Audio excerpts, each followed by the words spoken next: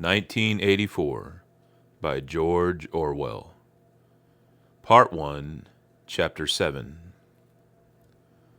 "If there is hope," wrote Winston, "it lies in the Proles. If there was hope, it must lie in the Proles, because only there, in those swarming, disregarded masses, 85% of the population of Oceania, could the force to destroy the party ever be generated. The party could not be overthrown from within. Its enemies, if it had any enemies, had no way of coming together or even of identifying one another. Even if the legendary Brotherhood existed, it might. It was inconceivable that its members could ever assemble in larger numbers than 2s and 3s.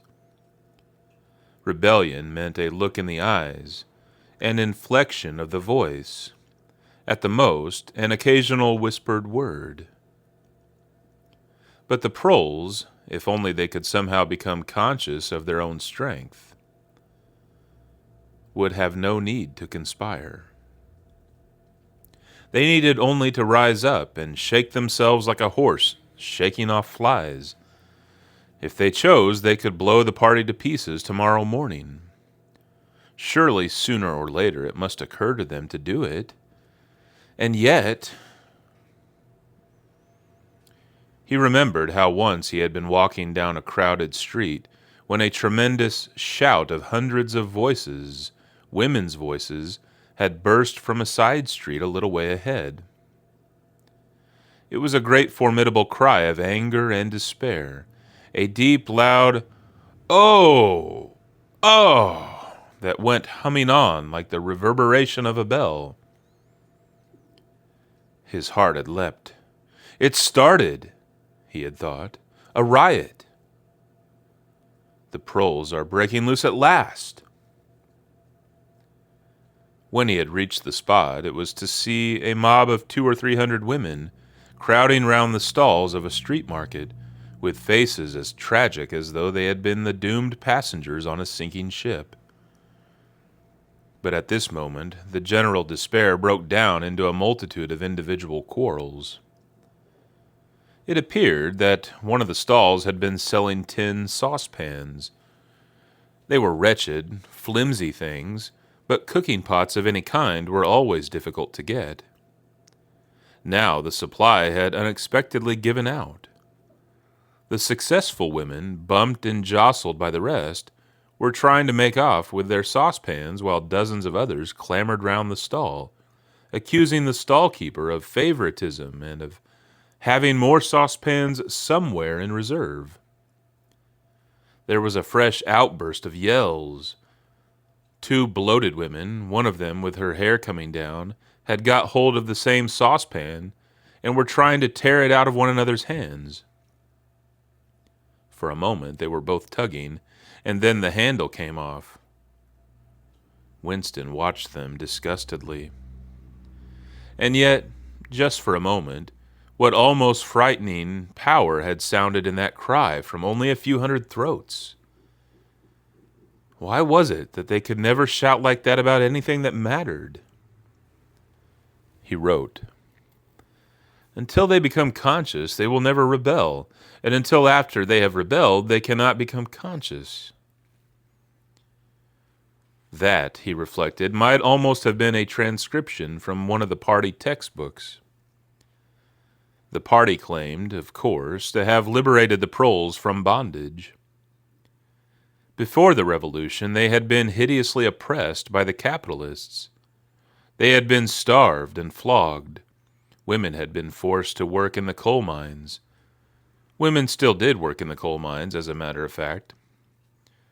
Children had been sold into the factories at the age of 6.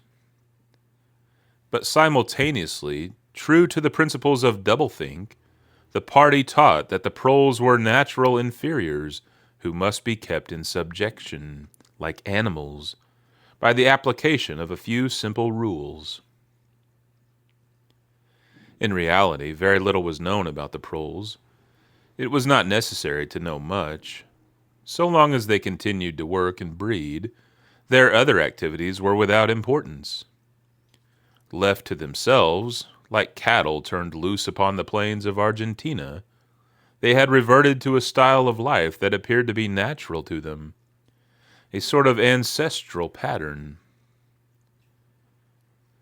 They were born, they grew up in the gutters, they went to work at 12, they passed through a brief blossoming period of beauty and sexual desire, they married at 20, they were middle-aged at 30, they died, for the most part, at 60. Heavy physical work, the care of home and children, petty quarrels with neighbors, films, football, beer, and above all, gambling, filled up the horizon of their minds. To keep them in control was not difficult.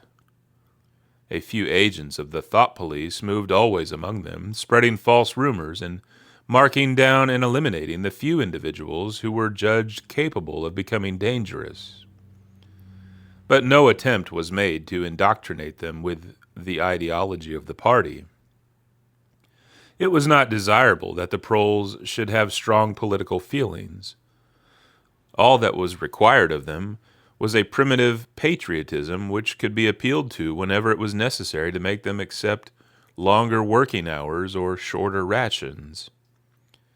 And even when they became discontented, as they sometimes did, their discontent led nowhere, because being without general ideas, they could only focus it on petty, specific grievances. The larger evils invariably escaped their notice. The great majority of Proles did not even have telescreens in their homes. Even the civil police interfered with them very little. There was a vast amount of criminality in London, a whole world within a world of thieves, bandits, prostitutes, drug peddlers, and racketeers of every description. But since it all happened among the Proles themselves, it was of no importance. In all questions of morals, they were allowed to follow their ancestral code. The sexual puritanism of the party was not imposed upon them. Promiscuity went unpunished. Divorce was permitted. For that matter, even religious worship would have been permitted if the Proles had shown any sign of needing or wanting it. They were beneath suspicion. As the party slogan put it, "Proles and animals are free." Winston reached down and cautiously scratched his varicose ulcer. It had begun itching again. The thing you invariably came back to was the impossibility of knowing what life before the revolution had really been like. He took out of the drawer a copy of a children's history textbook, which he had borrowed from Mrs. Parsons, and began copying a passage into the diary. In the old days, it ran, before the glorious revolution, London was not the beautiful city that we know today. It was a dark, dirty, miserable place where hardly anybody had enough to eat and where hundreds and thousands of poor people had no boots on their feet and not even a roof to sleep under. Children no older than you had to work 12 hours a day for cruel masters who flogged them with whips if they worked too slowly and fed them on nothing but stale bread crusts and water. But in among all this terrible poverty, there were just a few great big beautiful houses that were lived in by rich men who had as many as 30 servants to look after them. These rich men were called capitalists. They were fat, ugly men with wicked faces, like the one in the picture on the opposite page. You can see that he is dressed in a long black coat, which was called a frock coat, and a queer, shiny hat shaped like a stovepipe, which was called a top hat. This was the uniform of the capitalists, and no one else was allowed to wear it. The capitalists owned everything in the world, and everyone else was their slave. They owned all the land, all the houses, all the factories, and all the money. If anyone disobeyed them, they could throw them into prison, or they could take his job away and starve him to death. When any ordinary person spoke to a capitalist, he had to cringe and bow to him and take off his cap and address him as Sir. The chief of all the capitalists was called the King, but he knew the rest of the catalog. There would be mention of the bishops in their lawn sleeves, the judges in their ermine robes, the pillory, the stocks, the treadmill, the cat-o'-nine-tails, the Lord Mayor's banquet, and the practice of kissing the Pope's toe. There was also something called the jus prima noctis, which would probably not be mentioned in a textbook for children.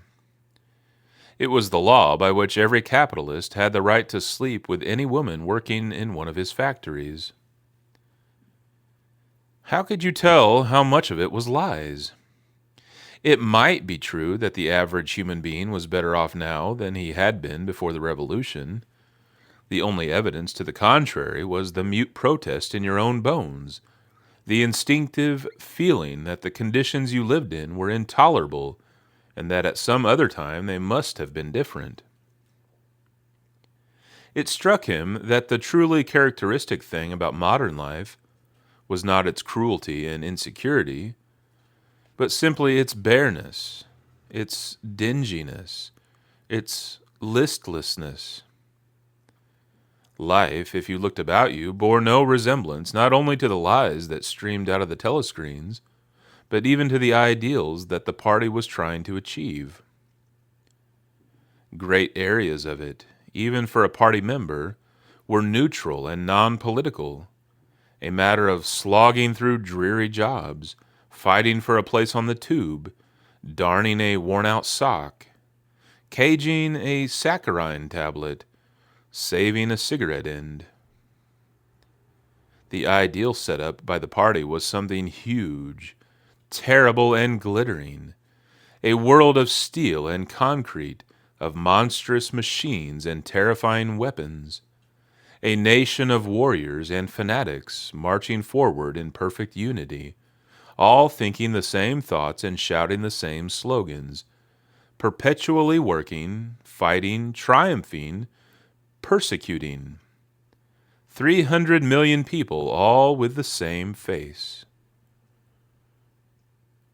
The reality was decaying, dingy cities where underfed people shuffled to and fro in leaky shoes, in patched-up 19th century houses that smelt always of cabbage and bad lavatories. He seemed to see a vision of London, vast and ruinous, city of a million dust-bins, and mixed up with it was a picture of Mrs. Parsons, a woman with lined face and wispy hair, fiddling helplessly with a blocked waste pipe. He reached down and scratched his ankle again. Day and night the telescreens bruised your ears with statistics, proving that people today had more food, more clothes, more houses, better recreations, that they lived longer, worked shorter hours, were bigger, healthier, stronger, happier, more intelligent, better educated than people of 50 years ago. Not a word of it could ever be proved or disproved. The party claimed, for example, that today 40% of adult proles were literate. Before the Revolution, it was said the number had only been 15%. The party claimed that the infant mortality rate was now only 160 per thousand, whereas before the Revolution it had been 300. And so it went on. It was like a single equation with two unknowns. It might very well be that literally every word in the history books, even the things that one accepted without question, was pure fantasy. For all he knew, there might never have been any such law as the jus prima noctis, or any such creature as a capitalist, or any such garment as a top hat. Everything faded into mist. The past was erased. The eraser was forgotten. The lie became truth. Just once in his life he had possessed. After the event, that was what counted. Concrete, unmistakable evidence of an act of falsification. He had held it between his fingers for as long as 30 seconds. In 1973, it must have been. At any rate, it was at about the time when he and Catherine had parted. But the really relevant date was 7 or 8 years earlier. The story really began in the middle 60s, the period of the Great Purges in which the original leaders of the revolution were wiped out once and for all. By 1970, none of them was left, except Big Brother himself. All the rest had by that time been exposed as traitors and counter-revolutionaries. Goldstein had fled and was hiding no one knew where, and of the others, a few had simply disappeared, while the majority had been executed after spectacular public trials, at which they made confession of their crimes. Among the last survivors were 3 men named Jones, Aaronson, and Rutherford. It must have been in 1965 that these 3 had been arrested. As often happened, they had vanished for a year or more, so that one did not know whether they were alive or dead, and then had suddenly been brought forth to incriminate themselves in the usual way. They had confessed to intelligence with the enemy. At that date, too, the enemy was Eurasia. Embezzlement of public funds, the murder of various trusted party members, intrigues against the leadership of Big Brother, which had started long before the revolution happened, and acts of sabotage causing the death of hundreds of thousands of people. After confessing to these things, they had been pardoned, reinstated in the party, and given posts, which were in fact sinecures, but which sounded important. All 3 had written long, abject articles in The Times, analyzing the reasons for their defection and promising to make amends. Some time after their release, Winston had actually seen all 3 of them in the Chestnut Tree Café. He remembered the sort of terrified fascination with which he had watched them out of the corner of his eye.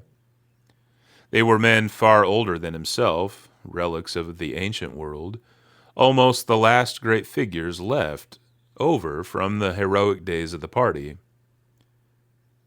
The glamour of the underground struggle and the Civil War still faintly clung to them.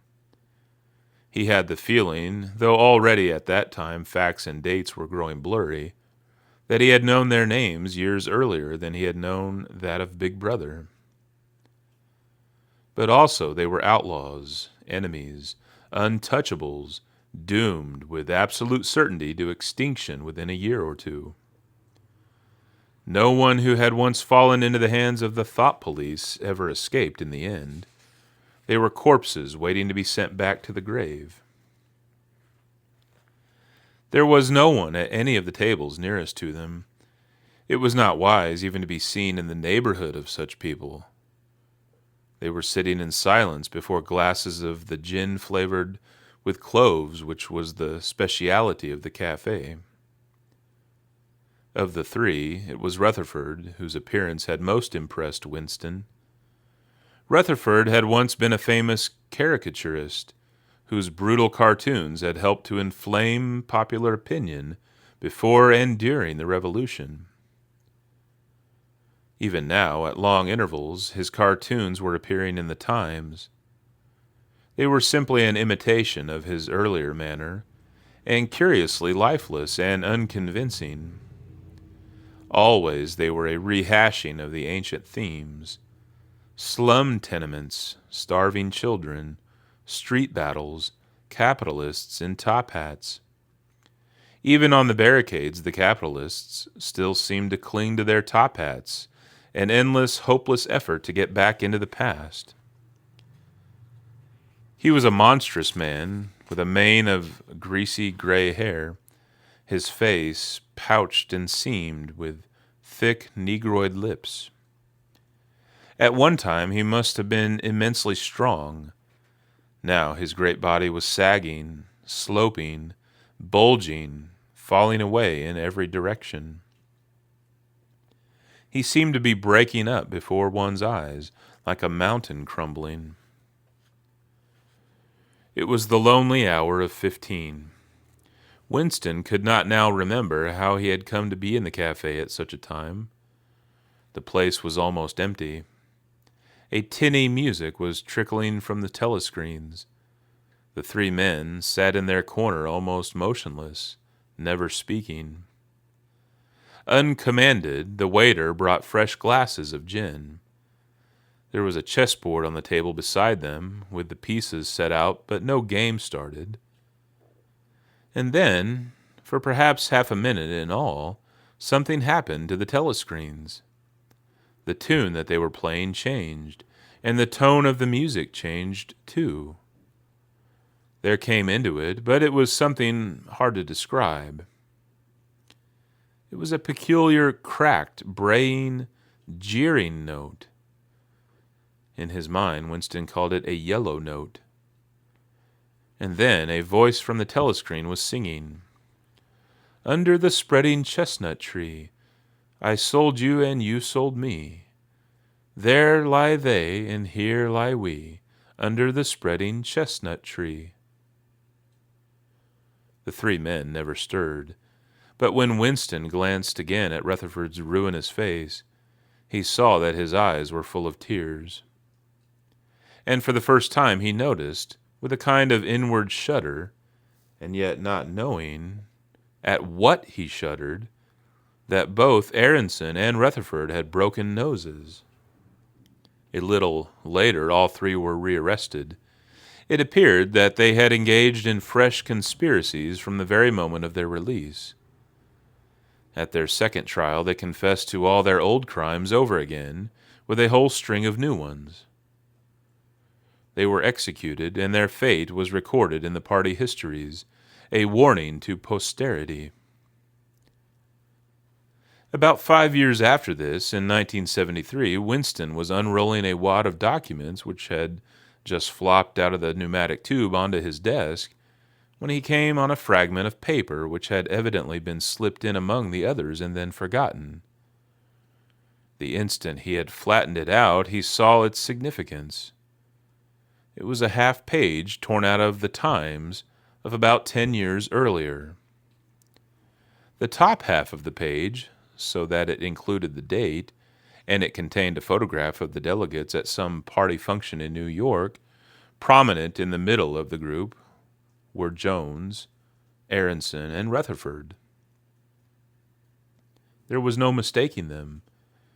In any case, their names were in the caption at the bottom.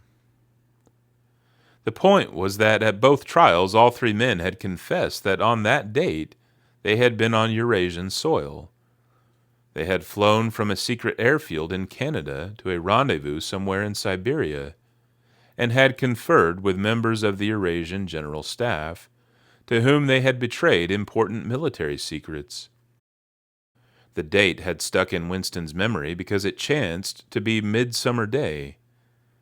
But the whole story must be on record in countless other places as well. There was only one possible conclusion. The confessions were lies. Of course, this was not in itself a discovery. Even at that time, Winston had not imagined that the people who were wiped out in the Purges had actually committed the crimes that they were accused of. But this was concrete evidence. It was a fragment of the abolished past, like a fossil bone which turns up in the wrong stratum and destroys a geological theory. It was enough to blow the party to atoms, if in some way it could have been published to the world and its significance made known. He had gone straight on working. As soon as he saw what the photograph was and what it meant, he had covered it up with another sheet of paper. Luckily, when he unrolled it, it had been upside down from the point of view of the telescreen. He took his scribbling pad on his knee and pushed back his chair so as to get as far away from the telescreen as possible.